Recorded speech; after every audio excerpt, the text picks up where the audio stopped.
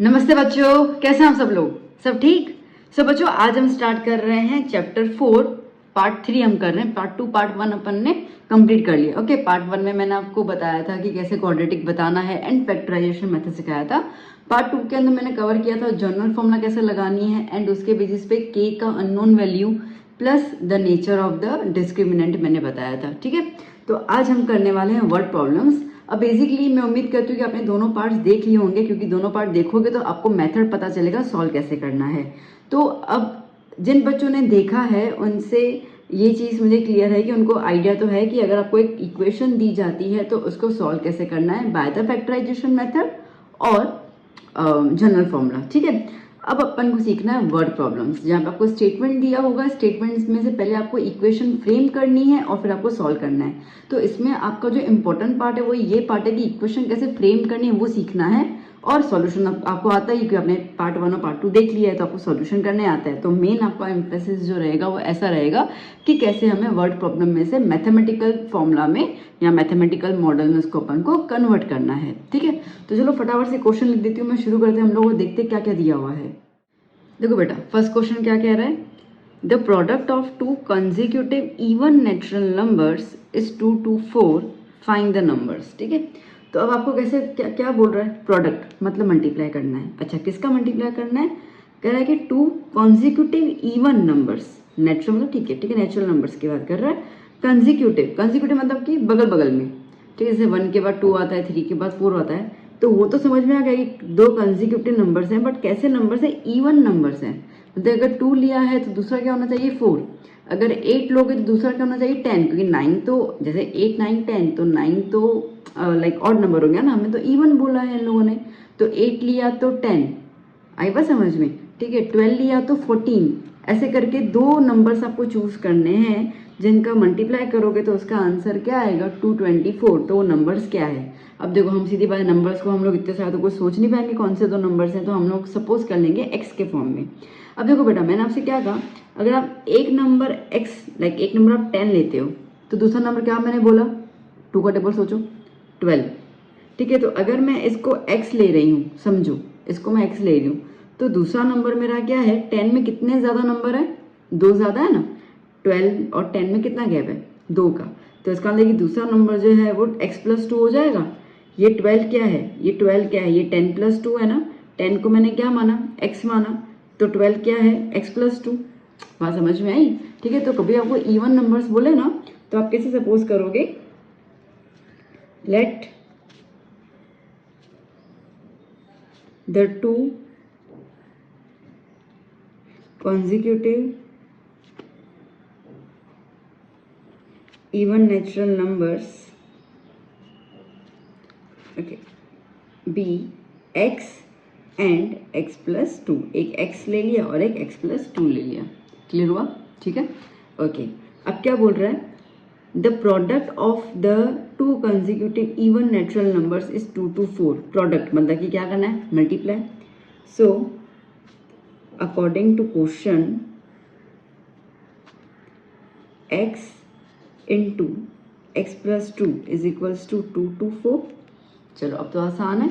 ठीक है, अब तो इसको पहले सॉल्व कर लो और स्टैंडर्ड फॉर्म में लेके आओ। तो x को पहले मल्टीप्लाई कर लिया इस x के साथ तो बन गया x² प्लस x को मल्टीप्लाई किया 2 के साथ तो बन गया 2x is equals to 2 to 4। ठीक है, ओके, इसको अंदर ले लेते हैं। x² plus 2x minus 2 to 4 is equals to 0। ठीक है, अच्छा अब आप खुद बोलो। अब आपके पास यहाँ पे स्टैंडर्ड फॉर्म तो आ गया ना। यू हैव 2 ऑप्शन, इधर गो फॉर द फैक्टराइजेशन और go for the general formula. ठीक है, तुम्हारी मर्जी है। तो ये वाला सम मैं कर लेती हूँ फैक्टराइजेशन से। ठीक है, फिर नेक्स्ट वाला सम मैं आपको बता दूंगी उससे, जनरल फॉर्मूला से। ठीक है, तो देखो मेथड मैंने दोनों सिखाए हुए हैं, आपकी मर्जी है। वर्ड प्रॉब्लम में कभी भी ये लिखा नहीं आता है कि इस फॉर्मूला से सॉल्व करना। ठीक है, तो इसके लिए इट्स अप टू यू। तो चलो पहले 2 to 4 के फैक्टर्स निकाल देते हैं हम लोग यहाँ पर। सो 2 1 1 2, फिर 2 लगा दिया, 2 5 ज़ा 10 56, 2 लगा दिया, 2 2 ज़ा 4 28, देन 14 7 7 1। ठीक है, क्या चाहिए? 2 चाहिए। ओके, चलो कोशिश करते हैं। 2 2 ज़ा 4 4 2 ज़ा 8 8 2 ज़ा 16। है ना। 2 2 ज़ा 4, 4 2 ज़ा 8, 8 2 ज़ा 16, और ये क्या है 7 2 ज़ा 14। तो दो फैक्टर आए 16 और 14, और डिफरेंस कितना है दोनों में, 2 का डिफरेंस है। मुझे यहाँ पे भी क्या चाहिए 2। चलो जल्दी निकल गया ये तो हमारा। एक्स स्क्वायर प्लस की साइन प्लस के साथ, ठीक है। अब अपनी जो दो फैक्टर डिसाइड किए उससे पहले आप ग्रेटर नंबर लिखोगे, तो क्या है 16x। फिर साइन देखो क्या होगा, इन दोनों का होता है ना, plus minus minus, repeat plus minus minus, फिर क्या है 14x, then -2 to 4 is equals to 0, ठीक है। तो चलो अब ये अपने पास 4 टर्म्स आ गए, दो दो के मैंने ग्रुप बना दिए। इसमें कॉमन क्या निकलेगा x, तो क्या आया x + 16। इसमें कॉमन क्या निकलेगा 14, ठीक है।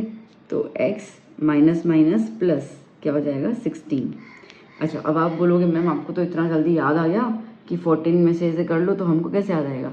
देखो अब मैथ है ना बेटा, थोड़ा बहुत तो दिमाग यूज़ करना पड़ता है, ठीक है। हर बार आप एक ईजी वे में नहीं जा सकते हो। देखिए ट्रिक तो अब क्या बोलूँ, देखो पहला ब्रैकेट जो आता है ना बेटा, वही दूसरा ब्रैकेट आता है, ठीक है। अब जैसे मैं आपको ये बोलूँ कि भाई मुझे नहीं पता था कि 14 × 16 आपको 2 to 4 देगा, ठीक है। समझो मेरी बात को। तो वैसे मुझे पता था क्योंकि हमने मल्टीप्लाई कर लिया, बट एक बात समझो कि मुझे नहीं पता, पर मुझे ये पता है कि मेरा पहला ब्रैकेट क्या आया x + 16 आया, मेरा दूसरा ब्रैकेट भी क्या आना चाहिए x + 16, ठीक है। तो यहाँ पे x के साथ क्या है 14, मतलब ये है कि 14 यहाँ से भी कॉमन निकाल लूँगी मैं। तो मैंने इन दोनों से 14 कॉमन निकाल दिया x। अब मुझे ये नहीं पता यहाँ पे क्या आएगा, बट मेरे यहाँ पे क्या है 16 है, मैंने 16 लिख दिया, ठीक है। फर्स्ट ब्रैकेट 99.9% सब बच्चों का सही होता है, सेकंड ब्रैकेट में लोचे मारते हैं। तो आप इस तरीके से अपना दिमाग लगा के आंसर सॉल्व कर सकते हो। तो एक ब्रैकेट आ गया x + 16, एक ब्रैकेट आ गया x - 14 = 0। सो x + 16 = 0 और x - 14 = 0, ठीक है। x + 16 क्या होगा, ये 16 वहाँ जाएगा तो -16, ओके। और x = क्या हो जाएगा 14। अब x की दो वैल्यू आई, देखो क्वेश्चन देखो, इन्होंने क्या बोला, the product of the 2 consecutive even natural numbers. क्या है नेचुरल, नेचुरल में नेगेटिव साइन तो नहीं आती ना, ठीक है। इसका मतलब कि ये वाला जो x आया ये नहीं चाहिए क्योंकि नेगेटिव आ गया, ठीक है। मतलब कि हमारी x की कौन सी करेक्ट वैल्यू है 14। तो बस यहाँ पे लिख देंगे here x = 14, सो 10। अब देखो दो कॉन्जिक्यूटिव नंबर्स है हमारे पास, ठीक है। One natural number is x, that is 14, and other natural number x + 2 suppose किया था, 14 + 2 कितना आया 16, ठीक है। क्लियर। चलो इस तरीके से अपने को सॉल्व करना है, बात समझ में आई, ठीक। अब देखो पॉइंट यहाँ पे ये आती है ना बेटा कि चैप्टर 3 में भी अपने पास वर्ड प्रॉब्लम है, चैप्टर 4 में भी है, ठीक है। चैप्टर 3 में हम x और y दो वेरिएबल ले रहे थे क्योंकि हमें दो चीज़ें निकालने को बोले जाते थे। अब अगर आप देखो, आपको बोला वहाँ पे आप क्वेश्चन देखोगे ना, आपको बोला जाता था find the cost of pen and pencil, ठीक है। Find the age of Ramesh and, जो भी क्वेश्चन में आते थे, ठीक है, रमेश एंड राम ऐसे करके, तो दो लोगों की चीज़ें बताई जाती थी। इसके लिए हम उसको एक को x लेते एक को y। यहाँ पे आप देखोगे ना तो एक ही के बारे में दिया हुआ है, अपना सब्जेक्ट जो होगा वो एक ही होगा और उसके हिसाब से उसमें कुछ रिलेशन बताया गया है, ओके। तो इसके लिए आपको यहाँ पर x ही सपोज करना होता है, आप दो वेरिएबल सपोज नहीं करते हो।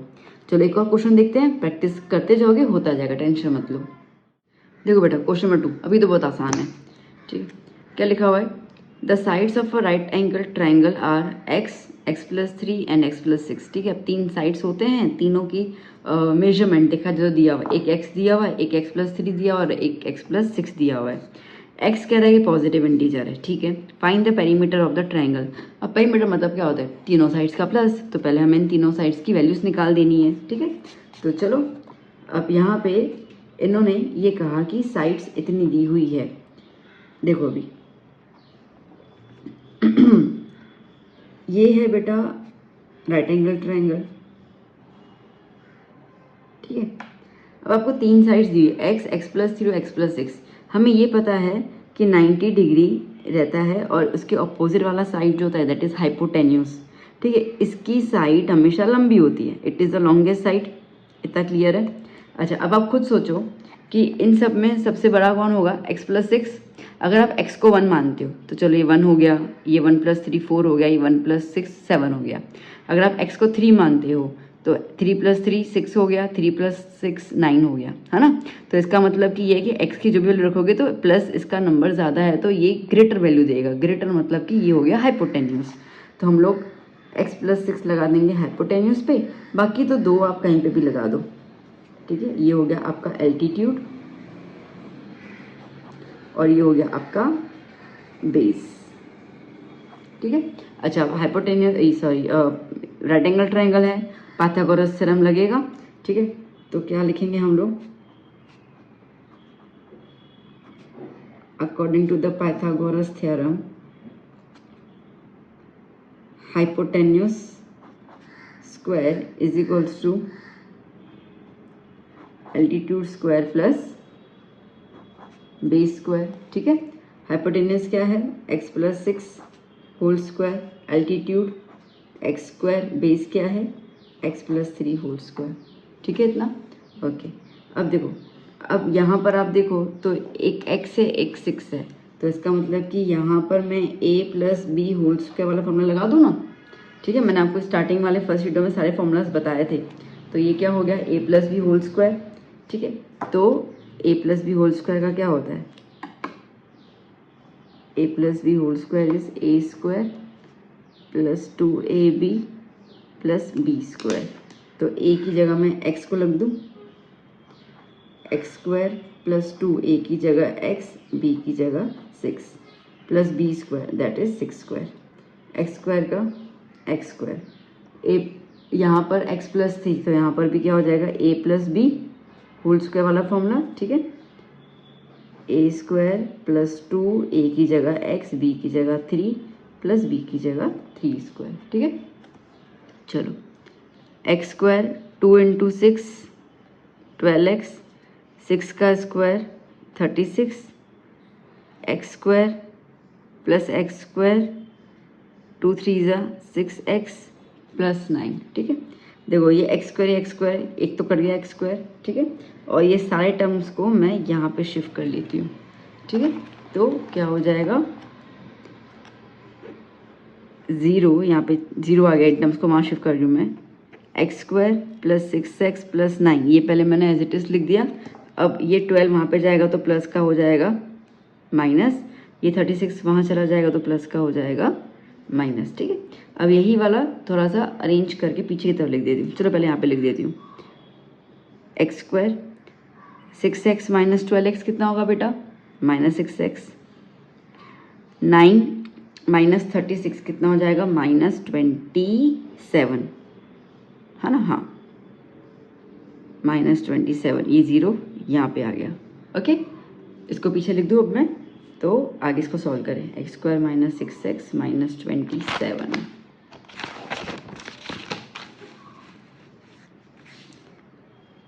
X square minus 6x minus 27 equals to 0। Again now you have two option, इधर you want to go with the factorisation method जैसा अभी भी किया हमने वैसे, यहाँ तो डी वाला फॉर्मूला, ठीक है। तो जैसे मैंने कहा कि पहले मैंने वो सिखा दिया, अब मैं आपको इसमें डी वाला सिखा देती हूँ। आपको फैक्टराइजेशन आता है आप कर सकते हैं, हालांकि बहुत ईजी फैक्टराइजेशन देखा जाए तो, ठीक है। बट ठीक है, चलो पहले डी कर लेते हैं अपन। तो डी के लिए इसको हम कंपेयर करेंगे ax square plus b x plus c equal to 0 के साथ। ये मैं लिख रही हूँ आपको समझाने के लिए, आपको एग्जाम में इसको मेंशन करने की ज़रूरत नहीं है। a की वैल्यू 1, b की वैल्यू -6, c की वैल्यू -27, ठीक है। चलिए, तो d is equals to b square minus 4ac minus 6 square minus 4a की जगह 1 minus 27, 36 minus minus plus 4 7 28, 2 carry, 4 2 8 9 10, कितना हो गया 14 4 1, ठीक है। डी की वैल्यू क्या आ गई 114, ओके। तो चलो अब x is equals to minus d plus minus root d upon 2a, formula याद है ना, यस, ओके। तो x is equals to minus b की जगह -6 प्लस d की जगह 144 रूट में आ गया 2 into 1, minus minus plus 6, okay, plus minus 140 was square of 12, तो स्क्वायर रूट 12 हो गया अपॉन 2। ठीक है, देखो एक्चुअली ये मेथड ना ज़्यादा लंबा हो जा रहा है। अगर मैं अपना सजेशन बोलूँ ना, if you are very good for the like for a factorisation method, then go for it. ठीक है, अगर आपको फैक्टराइजेशन बहुत अच्छा लगता है ना और बहुत इजीली आप उसको क्रैक कर पाते हो मिडल टर्म को, तो उस पर ही चले जाना। अगर आपको उसमें दिक्कत आती है देन गो फॉर दिस, कोई प्रॉब्लम नहीं है। ठीक है, अच्छा और दूसरी बात, ये तो अगर नंबर बहुत छोटा था तो यहाँ पे फैक्टराइजेशन ईजी हो जाता। ये मेथड जनरली तब ट्राई करना जब यहाँ पे नंबर थोड़े से ना ऐसे भारी भरकम वाले हो। ठीक है, तो उसमें आपको ये वाला मेथड काफ़ी ईजी लगेगा। बाकी तो आपकी मर्जी है, कुछ भी आप कर सकते हैं, किसी में कोई मार्क्स नहीं कटने वाले।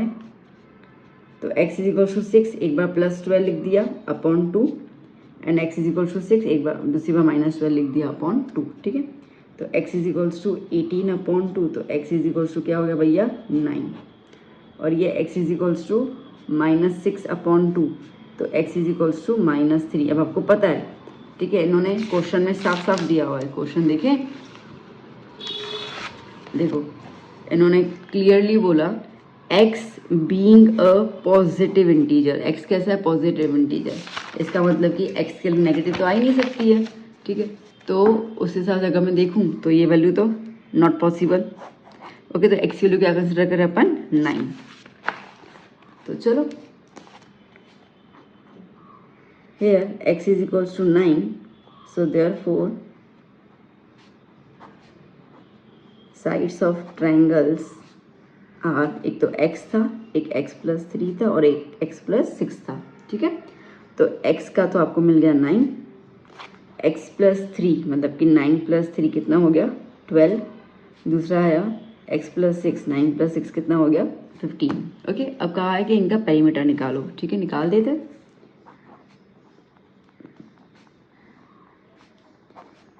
Perimeter of triangle is 9 plus 12 plus 15। ठीक है, प्लस कर लो, कितना हो जाएगा इसका प्लस। सो यहाँ पर 9 प्लस 12 21। ठीक है, 21 प्लस 15 36, कितना हो गया 36। Done, centimetre. ठीक है, ये हो गया centimetre. Clear? I don't think कोई डाउट रहेगा इसके अंदर। अच्छे समझ में आया? चलो अब थोड़े से मुश्किल वाले सम्स को भी अपन ट्राई कर लेते हैं। थर्ड क्वेश्चन बच्चों, देखो क्या कह रहा है, divide 20 into 2 parts such that the sum of the square of the part is 218। ठीक है कि आप ना 20 को 2 हिस्सों में डिवाइड करो। ठीक है, 2 हिस्सों में डिवाइड करना है और फिर उनका प्लस करना है, उनका स्क्वायर करके प्लस करना है, उसका आंसर 218 आएगा। चलो पहले डिवाइड कर लेते हैं। तो ये क्या बोला कि डिवाइड 20 इंटू 2 पार्ट्स। अब यहाँ पे देखो 20 हो 120 कोई भी नंबर दे सकते हैं आपको उसको 2 पार्ट्स में डिवाइड करना है। तो एक पार्ट को अब कैसे डिवाइड करोगे, इन्होंने कुछ बोला तो है नहीं, तो हम लोग एक पार्ट को x ले लेंगे। ठीक है, चलो तो देखो पहले, late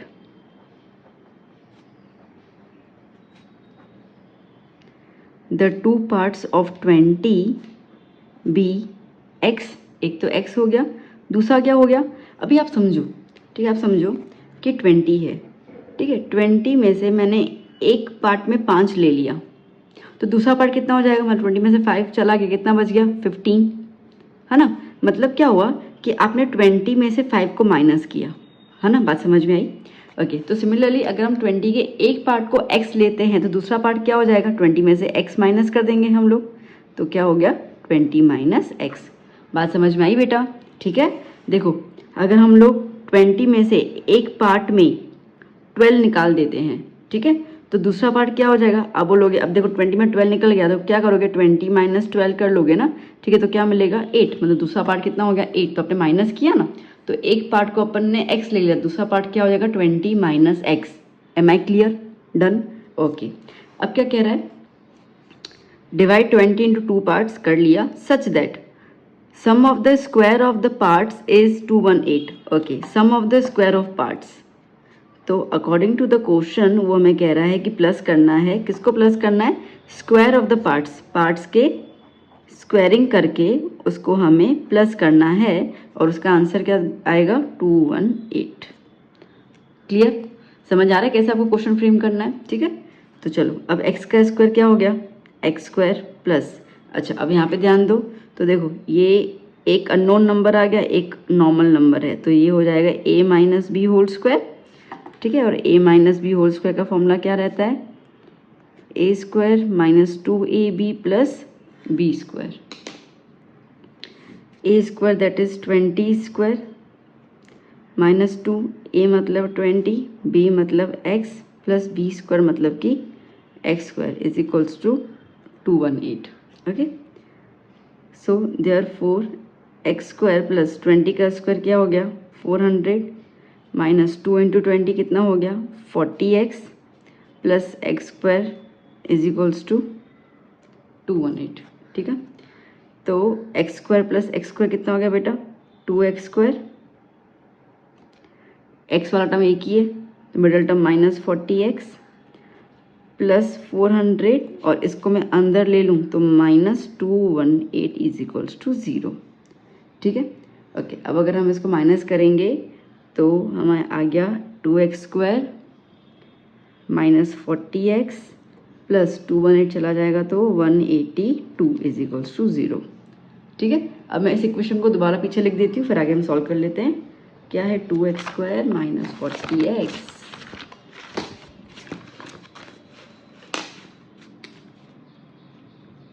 2x square minus 40x minus 182 minus plus plus plus 182 equals to 0, ठीक है। अब देखो ये 2 है, 40 भी 2 के टेबल में आता है, 182 भी 2 से डिविजिबल होगा, इवन नंबर है तो 2 कॉमन निकाल देते हैं अपन, तो 2 कॉमन निकाल दिए तो क्या हो गया x स्क्वायर, 40 को 2 से डिवाइड करो तो 20x और ये हो जाएगा 91 इक्वल्स टू 0, ठीक है। ओके, अभी 2 को यहाँ पे ले लो अपॉन में तो गायब, ठीक है। तो जब भी आप ऐसे निकाल देते हो तो मेंशन करने की ज़रूरत नहीं है, सीधा आप इसको इस तरीके से लिख सकते हो। नाउ बेटा अब I think I should go for factorisation, ठीक है। तो 91 के फैक्टर्स, अब 91 के फैक्टर्स 19 आता है टेबल में, 13 7 19 होता है और 13 प्लस 7 20 मिल जाएगा, यस हो गया मेरा। तो क्या हो गया एक्स स्क्वायर माइनस की साइन माइनस, 13 डेटा नंबर है, माइनस प्लस माइनस 7 दूसरा नंबर प्लस 91 इक्वल्स टू 0। ये एक ग्रुप बना, ये दूसरा ग्रुप बना, x ये हो गया x माइनस 13, ठीक है। फिर आया minus 7x minus plus minus 13। अब देखो मैंने आपको बताया ही था, बस आप सिर्फ क्या कॉमन निकालना है वो देखो, यहाँ पे x है यहाँ पे 7 है, 7 निकाल दिया, एज इट इज़ नंबर बाहर लिख दो, bracket same as it is, ठीक है। कुछ टेंशन लेने की जरूरत नहीं है, अपना आंसर सही आता जाएगा। तो एक आ गया x माइनस 13 और एक आ गया x माइनस 7 इक्वल्स टू 0। तो x minus 13 equals to 0 which indicates x is equals to 13 and x minus 7 equals to 0 which indicates x equals to 7, ठीक है। तो बस 10 20 डिवाइड्स इनटू 7 एंड 13, ठीक है। दो नंबर्स में डिवाइड हो गया 7 और 13 में। कैसा लगा क्वेश्चन, सही मज़ा आया? चलो एक और क्वेश्चन कर लेते हैं हम लोग। देखो बच्चों अब एक और मज़ेदार क्वेश्चन है, 4th क्वेश्चन। क्या कह रहा है ये, perimeter of a rectangular garden is 360 meter and the area is 8000 meter square, ठीक है। Find the length and the breadth. Okay, अब आपको यहाँ पे 2 क्लूज दिए हुए हैं। देखो एक तो आपको दिया हुआ है पेरीमीटर और एक आपको दिया हुआ है एरिया, ठीक है। 2 क्लू दिए हुए रेक्टेंगुलर गार्डन का। अब इसमें से एक क्लू को हमें यूज़ करना है फॉर द सब्स्टिट्यूशन, मतलब x के हिसाब से, और दूसरे को हमें यूज़ करना पड़ेगा टू मेक द इक्वेशन, ठीक है।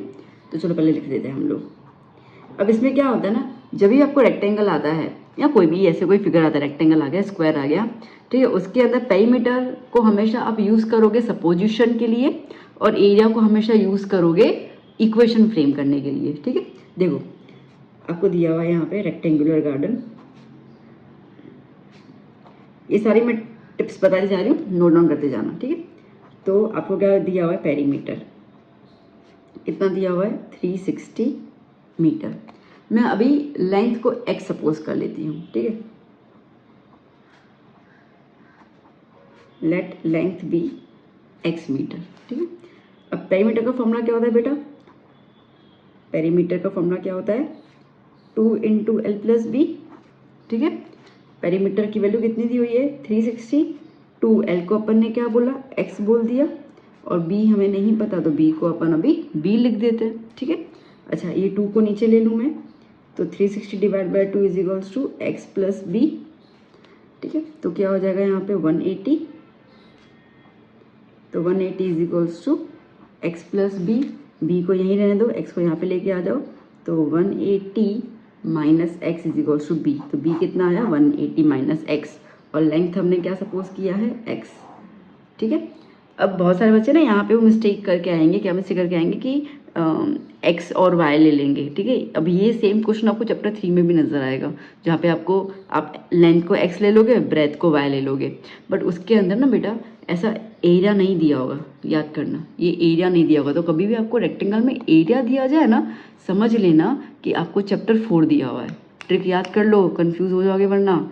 जब भी एरिया दिया जाए ना रेक्टेंगल का, स्क्वायर का, तो याद करना चैप्टर नंबर 4 के हिसाब से क्वेश्चन सॉल्व करना है, क्योंकि चैप्टर 3 में आप ऐसे कितने भी क्वेश्चन देख लो रेक्टेंगल के, यहाँ क्या उनमें एरिया नहीं दिया होता है, ठीक है। चलो, तो अब अपने पास लेंथ ऑफ ब्रेथ आ गया। नाउ आपको एरिया दिया हुआ है 8000 मीटर स्क्वायर। एरिया का फॉर्मूला क्या होता है? L into b is equals to 8000 meter square. L क्या है हमारे पास? एक्स, मल्टीप्लाई बाय बी क्या है? 180 minus x is equals to 8000, ठीक है बेटा। अभी देखो मल्टीप्लाई आएगा तो अपनी एक्स स्क्वायर वाली इक्वेशन बन जाएगी ना, ठीक है। तो अब इसको मैंने मल्टीप्लाई किया तो 180x माइनस की साइन ये यहाँ पे गया, तो x into x square is equals to 8000। देखो अभी एक्स स्क्वायर माइनस में, तो एक काम कर लेते हैं, ये सारे का सारा वैल्यू अपन यहाँ पे शिफ्ट कर लेते हैं।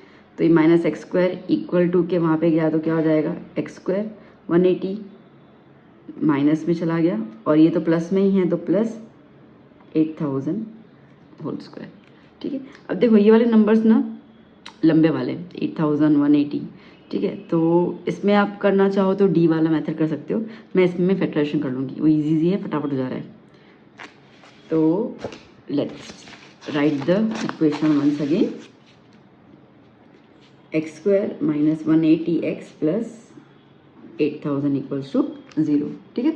तो चलो देखो 8000 के अगर हम फैक्टर्स निकालते हैं तो क्या निकलेगा? 80 इंटू 100 निकलेगा, है ना। 80 इंटू 100 इज 8000, और 80 और 100 को प्लस करोगे तो 180 आ गया मेरा, सिंपल, ठीक है। नंबर दिखने में ऐसे भौकाल जैसा था, बट कुछ है नहीं। तो चलो एक्स स्क्वायर माइनस, अब 80 और 100 में ग्रेटर नंबर कौन सा है बेटा? 100x माइनस प्लस माइनस, फिर छोटा वाला number 80x plus 8000 equals to 0। चलो कंपेयर कर लें इसको, x minus 100 minus 80 x minus 100 equals to 0, ठीक है। जैसे यहाँ पे x अकेला था, यहाँ पे 80 है x के साथ, तो मैंने 80 बाहर निकाल दिया, ऑटोमेटिकली सॉल्व हो गया। तो x minus 80 and x minus 100 equals to 0, तो x इज इक्वल्स टू 80 हो गया और x इक्वल्स टू 100 हो गया, ठीक है। अब लेंथ जो है वो ग्रेटर होती है जनरली, बट ठीक है। तो यहाँ पे हम लोग लिख सकते हैं, हेयर इफ L इज 80 तो ब्रेथ कितना होगा? 100, नहीं रुको, लेंथ को हमने x लिया है और ब्रेथ को हमने क्या लिया है? 180 माइनस एक्स, रुको, हाँ तो वही बात हो गई ना, ठीक है। ब्रेथ क्या है? 180 माइनस एक्स है ना। चलो इसको दोबारा लिख दीजिए मैं, here if L is equals to x 80, तो ब्रेथ क्या है? 180 माइनस एक्स, मतलब कि 180 माइनस 80 कितना हो गया? 100 मीटर, ठीक है। और इफ L x हम 100 लेते हैं तो ब्रेथ क्या हो गया? अब सामने ही है, 180 माइनस 100 कितना हो जाएगा? 80 मीटर, ठीक है। Clear, done, okay. So I hope, मैं उम्मीद करती हूँ कि आपको समझ में आ रहे हैं, ठीक है। देखो ये माइट भी सॉल्यूशन आपको लगेगा, आप ऐसे बोलो कि मैम थोड़े हार्ड करवाओ ना, बट बेसिकली आपको मेन फोकस जो देना है वो इनमें देना है कि आप किस तरीके से इक्वेशन बना रहे हो ना, वो बहुत इंपॉर्टेंट है। सॉल्यूशन तो आप कर लोगे, कोई दिक्कत नहीं है। ओके चलो एक आध और क्वेश्चन कर लेते हैं, 2-3 और टाइप में कवर कर लो ताकि उस टाइप के कोई भी क्वेश्चन आए तो you would be able to solve it. ठीक है, आपको कोई भी दिक्कत ना आए। तो let's start with the next question. देखो बेटा अभी 5th क्वेश्चन, ठीक है, मजेदार क्वेश्चन है। क्या कह रहा है, the sum of ages of 2 friends is 20 years. ठीक है, 2 दोस्तों के एज को प्लस कर रहे हैं ना, तो 20 आ रहे हैं। 4 years ago the product of their edges was 48। 4 साल पहले अगर हम उनके एजेस को मल्टीप्लाई करते तो 48 आ रहा है। Show that these statements can not be true. अब बताओ कि ये वाले स्टेटमेंट जो उसने बोले ना गलत बोले हैं। बोलो। अब इन्होंने ये नहीं बोला है कि फाइंड द आंसर या फाइंड द प्रेजेंट एज, ऐसा कुछ नहीं बोला, सीधा बोला कि ये स्टेटमेंट गलत है, उसको प्रूव करो। कोई बात नहीं, सॉल्यूशन तो हमें करना ही है जैसे करना है। तो देखो अब ना 2 दोस्तों के एज का प्लस कितना है 20। अगर एक दोस्त के एज को अपन x मान लें, ठीक है, तो दूसरे को क्या मान लेंगे 20 minus x. Let age of one friend be x years. ठीक है, समझ रहे हो ना, जैसे 20 है तो अगर एक की एज जो है वो 8 ईयर्स है, ठीक है, तो दूसरे की एज क्या हो जाएगी 12 होगी, तभी तो मिला के 20 हुआ। ठीक है, तो 8 मतलब क्या हुआ, 20 में से x निकाल रहे हो, 20 में से 8 माइनस करोगे तो 12 आएगा ना। तो अगर ये x 8 को मैं x मानूं तो 12 क्या हो जाएगा 20 माइनस 8 मतलब कि 20 माइनस x हो जाएगा। तो दूसरे फ्रेंड की एज क्या आ गई 20 minus x. Let age of one friend be x years and age of second friend be 20 minus x years. ठीक है, चलो इतना क्लियर हो गया। क्या बोले 4 years अगो, अब पहले 4 साल पहले की बात करेंगे। ठीक है, now 4 years ago age of first friend is x minus 4, present age में से -4 कर लेंगे। ठीक है, अब ये चैप्टर 3 में आपने किया तो इतना तो आपको आता ही है। And age of second friend is 20 minus x में से और 4 साल निकाल दिए तो 20 माइनस 4 कितना हो जाएगा 16 माइनस एक्स ईयर्स। ठीक है, ओके। अब क्या कह रहे हैं 4 years ago the product of their edges was 48, तो मतलब कि इनको में मल्टीप्लाई करना है। तो x माइनस 4 और 16 minus x is equals to 48। ठीक है, चलो तो पहला ब्रैकेट में x लिया। अब ऐसे कैसे सॉल्व करना है अपन ने ये फर्स्ट वीडियो में देखा था। ठीक है, x लिया तो क्या हो गया 16 माइनस एक्स माइनस 4 लिया, 16 minus x is equals to 48। Okay, तो 16x minus x into x is x square minus 16 4 ज़ा 64 minus minus minus plus 4x is equals to 48। ठीक है, चलिए तो minus x square as it is रहने दिया। 16 plus 4 कितना हो जाएगा 20x minus 64 is equals to 48। ठीक है, अब देखो ये x माइनस में है तो प्लस में कन्वर्ट करना है ना, तो एक काम कर लेते हैं, ये सब कुछ वहाँ पे शिफ्ट कर लेते हैं। तो अब इमेजिन करो वहाँ पे शिफ्ट कर रहे हो तो माइनस एक्स स्क्वायर का क्या हो जाएगा प्लस एक्स, ये हो गया माइनस 20x, ये हो गया प्लस 64 और ये प्लस में ही है, अपन ने इन सबको वहाँ पे शिफ्ट किया तो इसकी साइन चेंज नहीं होगी, ये एज इट इज़ रहेगा 48। ठीक है, x square minus 20x plus कितना हो जाएगा 112 इज इक्वल्स टू 0। ठीक है इतना, ओके। अब क्या बोला इन्होंने, अब आपने को सॉल्व नहीं करना। ठीक है, इन्होंने बोला गया show that these statements can not be true. तो कैसे शो करेंगे, सिंपल डिस्क्रिमिनेंट देखा था हम लोगों ने। अच्छा, डिस्क्रिमिनेंट मैंने आपको नेचर बताया थे, है ना, तो मैंने आपको कहा था कि अगर डी की वैल्यू लेस देन 0 आएगी तो रूट्स एग्जिस्ट नहीं करेंगे, बस वही चीज़ देखनी है। अगर इसमें डी की वैल्यू लेस देन 0 आई तो रूट्स एग्जिस्ट नहीं करेंगे, मतलब कि ये स्टेटमेंट्स गलत है। ठीक है, और अगर आती है मतलब कि हम उसको आगे सॉल्व कर सकते हैं, तो बस वही करना है। तो d is equals to b square minus 4ac। ठीक है, ये हो गया हमारा a1, ये हो गया b -20 और ये हो गया C112। तो वैल्यूज डाल देते हैं। -20 स्क्वायर -4 एक की जगह 1, ये आ गया 112, -20 दैट इज़ 400 स्क्वायर -448 कितना आएगा -48। मतलब कि डी की वैल्यू लेस देन 0 ही ना। अब लेस देन 0 में तो रूट्स एग्जिस्ट करते ही नहीं है, ठीक है। So here D is less than 0, so therefore roots do not exist. Roots exist नहीं करते, that means the statements are not true. Clear आया समझ में कैसे करना है। तो कभी भी आपको ऐसा बोला ना कि शो करो कि स्टेटमेंट सही है कि नहीं है, तो सिंपल आपको डिस्क्रिमिनेंट निकाल के उसका नेचर बताना है, ठीक है। अब अगर इसमें ग्रेटर देन 0 आता तो हम लोग कहते हैं कि या इक्वल टू 0 आता तो हम लोग कहते हैं कि या द स्टेटमेंट्स आर ट्रू, ठीक है। और अगर लेस देन 0 आया तो सीधी बात है स्टेटमेंट ट्रू नहीं है। बात समझ में आई। चलो एक और क्वेश्चन कर लेते हैं हम लोग ना बच्चों। देखो ऐसे टाइप के क्वेश्चंस भी काफ़ी बार आते हैं, ठीक है। क्वेश्चन क्या है देखो बेटा, a motor boat whose speed is 18 kilometer per hour in still water, में ठहरा हुआ पानी है, ठीक है। ठहरे हुए पानी में मोटर बोट की स्पीड जो है वो 18 किलोमीटर पर आवर है। Takes 1 hour more to go to 24 kilometer upstream then to return down stream to the same spot, ठीक है। तो अपस्ट्रीम और डाउन स्ट्रीम के कंपेरिजन में उसको 1 घंटा ज़्यादा लगता है। ये क्या है देखो, सबसे पहले तो ना अपस्ट्रीम और डाउनस्ट्रीम की बात मीनिंग समझो। देखो अपस्ट्रीम का मतलब क्या होता है, अपस्ट्रीम का मतलब ये है कि नदी हो या स्ट्रीम हो, ठीक है। जैसे कि ये नदी है, ठीक है, और ये अपनी बोट आ गई, ओके। अगर पानी का फ्लो इस डायरेक्शन में है और बोट इस डायरेक्शन में जा रही है, तो दोनों कैसे डायरेक्शन हो गए, ऑपोजिट डायरेक्शन हो गए।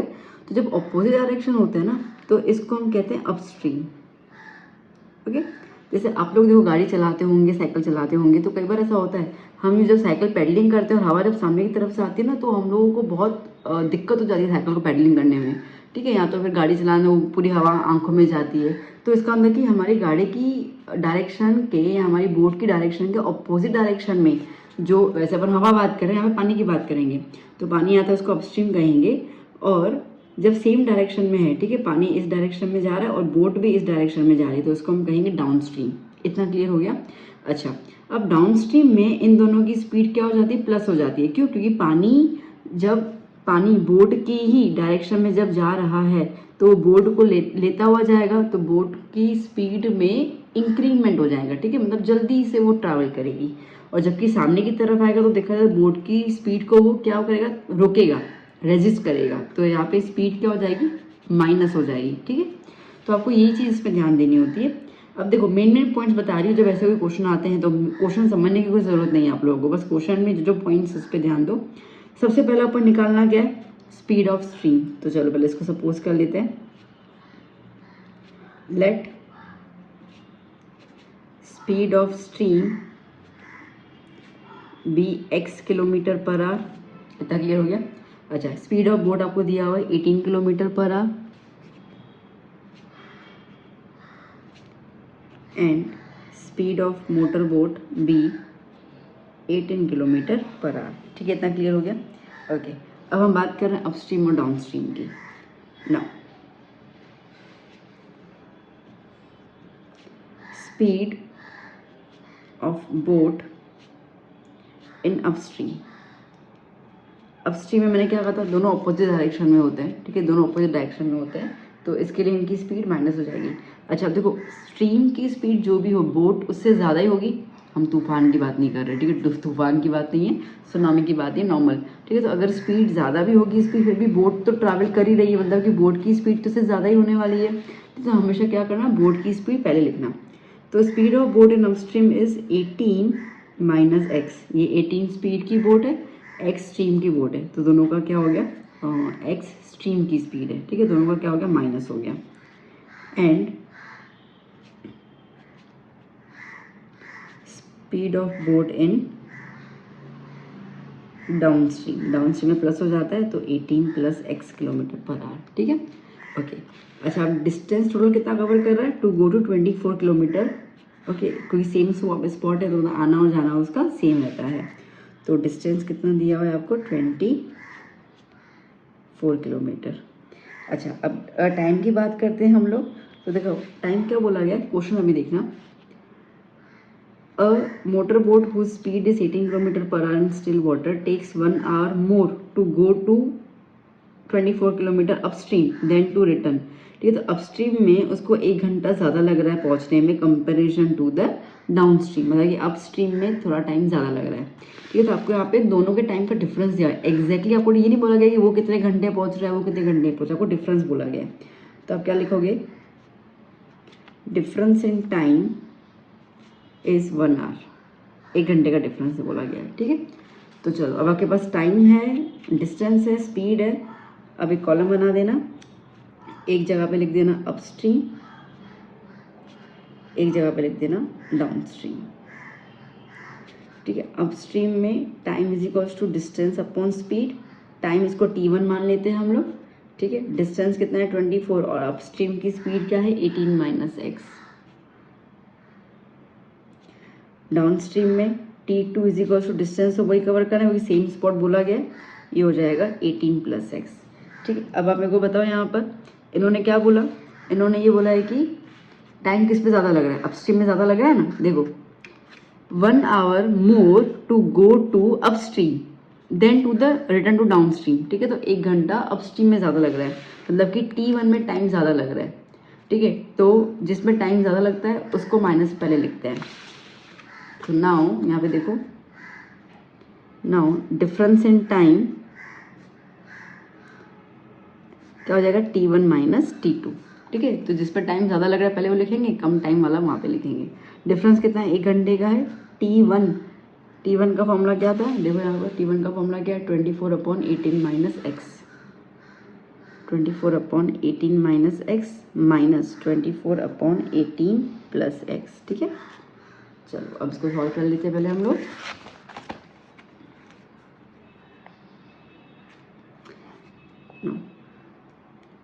वन इज इक्वल्स टू, इसको यहाँ मल्टीप्लाई कर लिया, इसको यहाँ मल्टीप्लाई कर लिया, 24/18 प्लस एक्स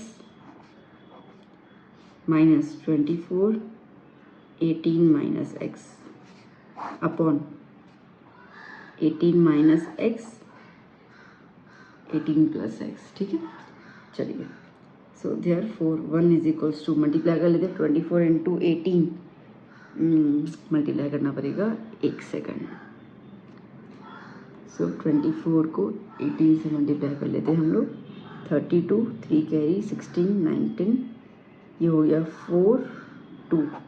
ठीक है, 2 3 4 432। ठीक है, क्या है 432 प्लस 24 को x के साथ तो 24x माइनस यहाँ पर क्या हो जाएगा 432 माइनस 24x। ठीक है, ये ब्रैकेट में है। ओके, अब यहाँ देखो तो ये हो गया a माइनस बी और ये हो गया a प्लस बी, है ना, दिख रहा है ना साफ साफ, दोनों नंबर सेम है, बस ये प्लस माइनस की वो है। अच्छा ठीक है, तो a मतलब कि a माइनस बी और a प्लस बी क्या हो जाएगा a square minus b square, तो 18 स्क्वायर माइनस एक्स स्क्वायर। ठीक है, so therefore 1 is equals to 432 plus 24x minus 432 minus minus plus 24x upon 18 का स्क्वायर कितना हो जाएगा 324 माइनस एक्स स्क्वायर। ठीक है, 24x सॉरी, अरे रे क्या किया, दोबारा लिख देती हूँ मैं। 1 is equals to 432 plus 24x minus 432 plus 24x upon 324 minus x square. ठीक है, तो 432 चला गया, प्लस माइनस अपोजिट साइन है, 24 प्लस 24 48 और इसको यहाँ पे ले लेते हैं हम लोग। So 324 minus x square is equals to 48x। Okay, ये माइनस में है तो इसको यहाँ पे शिफ्ट कर लिया तो क्या हो गया x square minus 324 plus 48x equals to 0। Arrange कर लेते हैं, x square plus 48x minus 324 is equals to 0। ठीक है, अब इक्वेशन बन गई। अच्छा, अब ये नंबर लंबे वाले हैं तो मैं इसमें डी वाला मेथड करना प्रेफर करूँगी। ठीक, तो पहले इस इक्वेशन को पीछे लिख देती हूँ मैं। X square plus 48x minus 324 is equals to 0। ए की वैल्यू 1, बी की वैल्यू 48, सी की वैल्यू माइनस 324। ठीक है, तो x is equals to minus B plus minus b square minus 4ac upon 2a। ठीक है, तो x is equals to minus 48 plus minus 48 का स्क्वायर माइनस 4, ए की जगह 1, सी की जगह minus 324 upon 2 into 1। Okay, so minus 48 plus minus 48 का square 48 multiply by 48 2304 minus minus plus.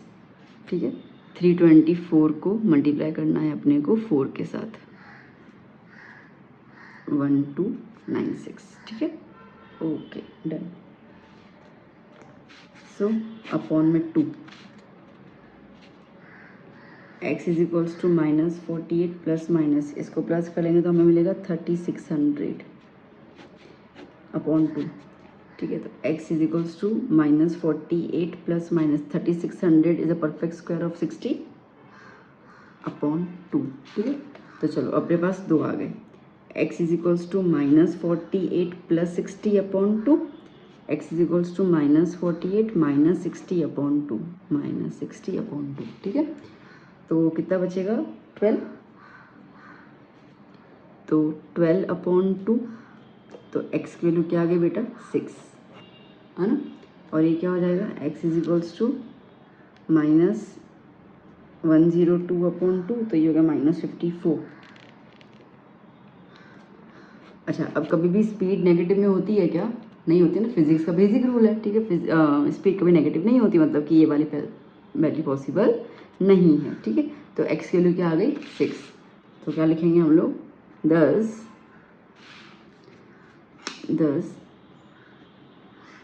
The speed of stream be 6 kilometer per hour. Done done done, clear. इस type का एक और क्वेश्चन करें, ठीक है, क्योंकि मुझे पता है नया नया टाइप का क्वेश्चन आया तो आप शायद कंफ्यूज हो सकते हो। तो चलो एक और क्वेश्चन कर लेते हैं ताकि आपका कंफ्यूजन हो तो दूर हो जाए। आइए बच्चों, क्वेश्चन नंबर 7 देख लेते हैं। देखो अभी मिलता जुलता सम दिया है मैंने इसके अंदर। The speed of stream is 3 kilometer per hour. अब यहाँ पे आपको स्पीड स्ट्रीम की दी हुई है। इसके पहले वाले क्वेश्चन में हमने स्ट्रीम की स्पीड निकाली थी। ठीक है, चलिए। So the speed of stream be 3 kilometer per hour. अब पहले देखो निकालना क्या है, find the speed of motor boat. Okay, let the speed of motor boat is x kilometer per hour. ठीक है, इतना तो क्लियर हो गया। चलो आगे अब क्वेश्चन रीड करते हैं क्या क्या दिया हुआ है। The speed of the stream is 3 kilometer per hour. A motor boat goes 12 kilometer down stream and come backs in a total time of 3 hours. देखो वो जा रही है डाउन स्ट्रीम में, पर जब वापस आएगी तो क्या हो जाएगा, अपस्ट्रीम हो जाएगा ना। ये पानी का तो फ्लो एक ही डायरेक्शन में है ना, बोट अपना डायरेक्शन चेंज करेगी तो एक जगह डाउन स्ट्रीम होगा, एक तरफ अपस्ट्रीम हो गया। ठीक है, बात समझ में आई। देखो जैसे कि ये है, ये पानी का फ्लो है, ठीक है, वो इस डायरेक्शन में जा रही है, तो बोट जब इस डायरेक्शन में जा रही है तो डाउन स्ट्रीम में जा रही है। यहाँ पे पहुंचने के बाद जब रिवर्स आएगी तो ऑपोजिट डायरेक्शन हो गया ना। तो बेसिकली आपको यहाँ पे अपस्ट्रीम वर्ड नहीं दिया है, बट इन्होंने जब जैसे बोला कम बैक मतलब कि अपस्ट्रीम है।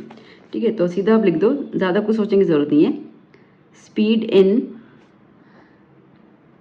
अपस्ट्रीम। अच्छा, मैंने आपको बताया था मोटर की स्पीड अपन ज़्यादा मान के चलते हैं, तो speed in upstream x minus 3 kilometer per hour and speed in downstream x plus 3 kilometer per hour. इतना क्लियर हो गया। अच्छा, अब इन्होंने क्या बोला, अब motor boat goes 12 kilometer, distance कितना दिया हुआ है 12 किलोमीटर।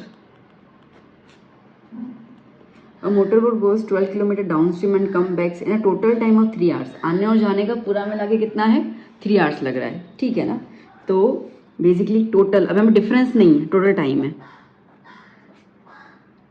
टोटल टाइम कितना है 3 आवर्स का है।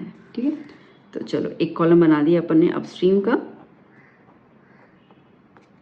एक कॉलम बना दिया अपन ने डाउनस्ट्रीम का। ठीक है, T1 डिस्टेंस कितना है 12 और स्पीड क्या है अपस्ट्रीम के लिए x-3। ये T2 डिस्टेंस क्या है 12 और स्ट्रीम की x+3 डाउनस्ट्रीम का। ठीक है, टोटल टाइम तो बेसिकली T1 प्लस T2 मिला के कितने हैं 3 hours. T1 12/x-3 plus 12/x+3 is equals to 3। ठीक है, इसको क्रॉस मल्टीप्लाई यहाँ पे, इसको वहाँ पे, इसको पीछे की तरफ कर लेती हूँ मैं, 12 × x+3। So therefore 12 × x+3। ठीक है, फिर क्या है प्लस 12 × x-3 अपॉन में x+3, x-3 is equals to 3 hours. ठीक है, चलिए मल्टीप्लाई कर लेते हैं। 12x प्लस 12 3 ज़ा 36 plus 12x minus 36 upon a plus b a minus b that is a² x² b² is 9। ठीक है ना, अब इतना तो फटाफट से मैं कर सकती हूँ, उम्मीद है कि आपको ये सब तो बेसिक चीज़ें हैं, आ ही रही हैं।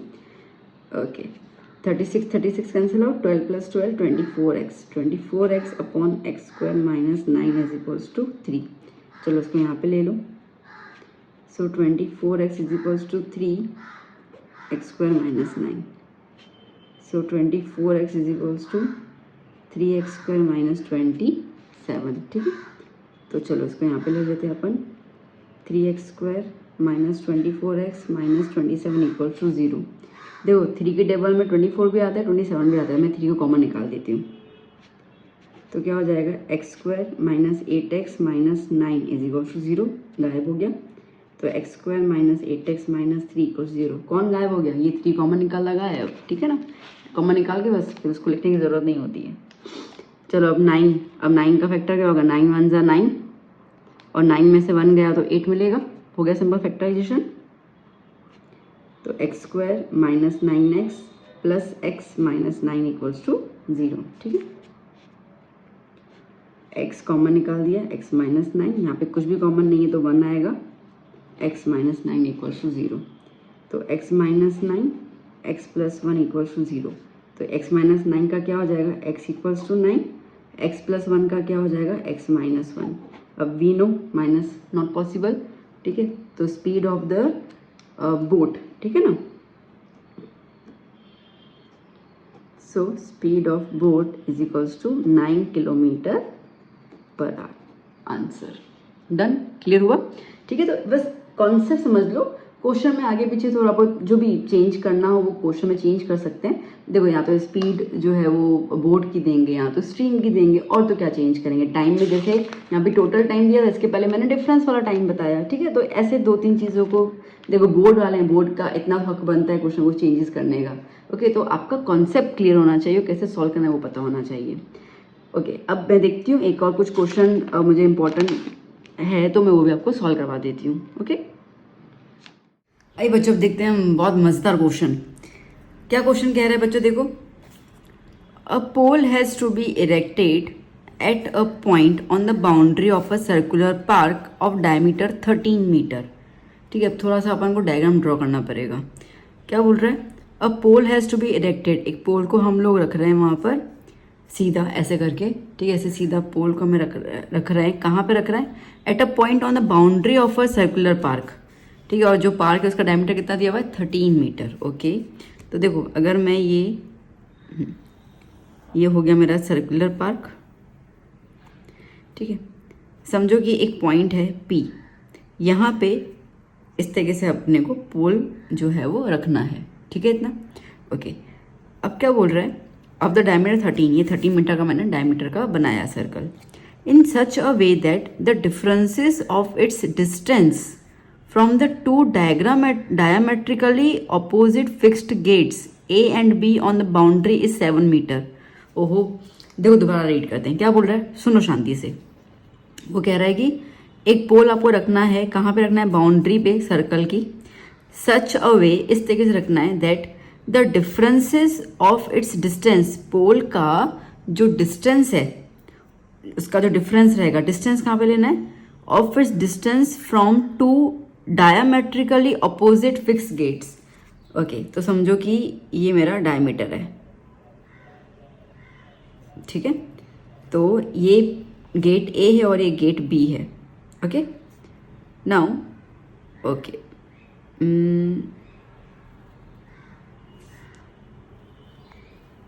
ये अपन ने ज्वाइन कर दिया, ठीक है। अब ये पोल है, सीधा है, तो बट ऑब्वियसली यहाँ पे क्या होगा, 90 डिग्री। अच्छा, ये डायमीटर बनेगा सर्कल का, ठीक है। तो ये कितना है, 13 मीटर। इन्होंने कहा है कि डायमीटर कितना है, 13 मीटर। ओके, अब क्या कह रहे हैं, क्या कह रहा है वो, that from the two diametrically opposite fix gate, gate है यहाँ पर, ठीक है, ये गेट ए और ये gate B, on the boundary is 7 metre. वो कह रहा है कि ये जो पी का डिफरेंस है ना, यहाँ से लेकर और यहाँ का, ये 7 मीटर का डिफरेंस है। Is it possible to do so, तो क्या इसको सॉल्व करना पॉसिबल है। इफ़ यस, अगर हाँ, तो at what distance from the two gates should the pole be erected. तो ये पोल जो है वो दोनों गेट से कितनी कितनी दूरी पर है, मतलब कि ए से कितनी दूरी पर है और बी से कितनी दूरी पर है, ठीक है, समझ आया। तो देखो अब इन्होंने क्या बोला है कि इन दोनों का डिफरेंसेस आपको दिया हुआ है 7, मतलब ये है कि ए पी और पी बी का जो डिफरेंस है वो कितना दिया हुआ है, 7 दिया हुआ है। हम सपोज कर लेते पी ए पी जो है वो x है, ठीक है।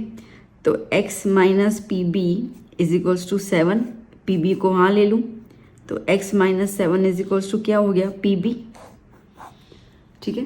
तो यहाँ पे क्या आ गया, x माइनस 7, ठीक है। ओके, अब देखो 90 डिग्री है, पाइथागोरस थ्योरम लगेगा, बस वही लगाना है।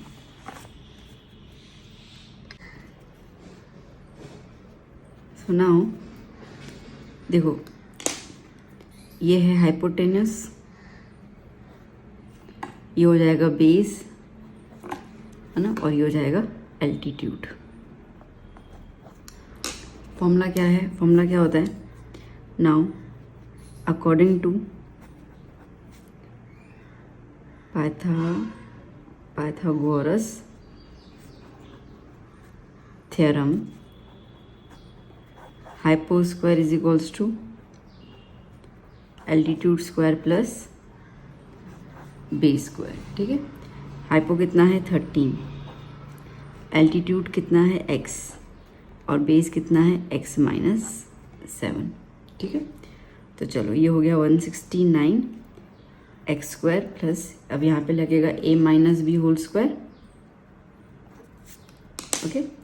तो एक्स स्क्वायर माइनस 2, a की जगह x, b की जगह 7 प्लस 7 का स्क्वायर, ठीक है। पीछे लिख दूँ इसको मैं, ओके। सो 169 मैं पूरा एज इट इज लिख देती हूँ, ठीक। So 169 is equals to X square plus X square minus, okay बच्चों देखो ये क्या है, 2 7 ज़ा 14, 14x लिख दूँ यहाँ पे, और यहाँ पे 7 का स्क्वायर 49, ठीक है। तो मैं यहाँ पे लिख देती हूँ माइनस 14x प्लस 49, ठीक है ना। 169 is equals to X square plus X square, 2x square minus 14x plus 49, इसको यहाँ पे ले लेते हैं। तो 2x square minus 14x plus 49 minus 169 equals to 0, ठीक है।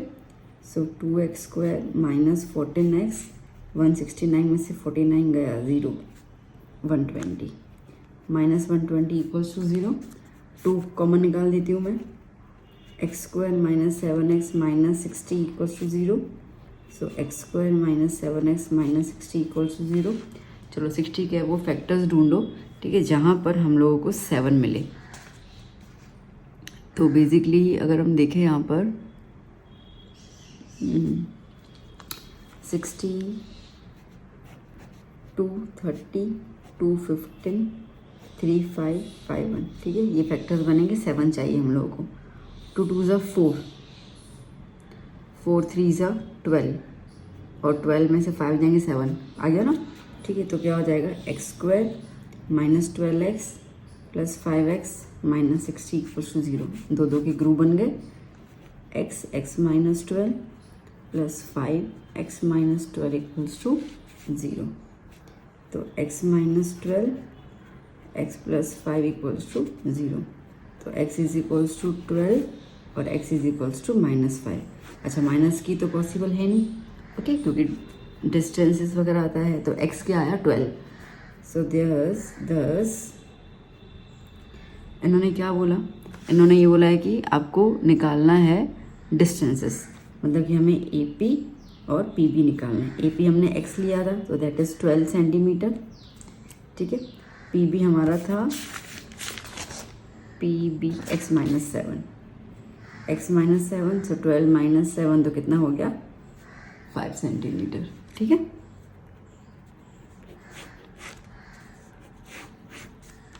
डन। क्वेश्चन इजी था, ठीक है, बस थोड़ा समझने जैसा था।